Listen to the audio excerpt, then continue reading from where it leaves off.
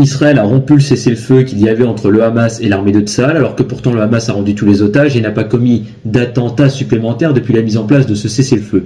Pourquoi je mets des guillemets? Bien tout simplement parce que le Hamas, le Hezbollah, le 7 octobre, tout ça, ça n'existe pas. C'est de la propagande israélienne, des mensonges israéliens qui visent à justifier l'invasion de la bande de Gaza par l'armée de Tsahal. Mais pourquoi un tel acharnement? Pourquoi est-ce que l'armée d'Israël fait preuve de tant de violence par rapport à ce secteur? Eh bien pour deux raisons. La première qui est que l'armée d'Israël, le gouvernement israélien, veut raser entièrement la bande de Gaza, expulser la population pour construire une immense station touristique avec des casinos, des hôtels 5 étoiles, des piscines, etc. D'ailleurs, c'est un projet américano-israélien. Hein. Donald Trump lui-même a confirmé ce que je viens de vous dire. Vous pouvez voir que sur son compte TikTok, il a publié des vidéos où il expliquait qu'il allait raser la bande de Gaza avec le gouvernement israélien pour créer cette fameuse station touristique de luxe. Bref. Mais ça, c'est pas la raison numéro une. La raison numéro une, c'est que dans la bande de Gaza, et ça personne ne l'a expliqué, c'est un fait méconnu du grand public, il y a du pétrole.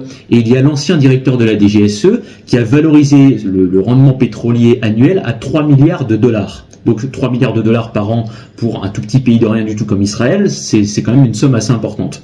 Donc le but d'Israël est de, comme je vous l'ai dit, raser la bande de Gaza pour construire cette station et de voler le pétrole palestinien. Et tout ça, on ne vous l'explique pas malheureusement. Mais en même temps, la télévision est entre leurs mains. On ne peut rien dire sur cette communauté. Donc on vous abreuve de mensonges du matin jusqu'au soir en vous expliquant que les Israéliens sont les gentils, que les Palestiniens sont les méchants, tissus de mensonges.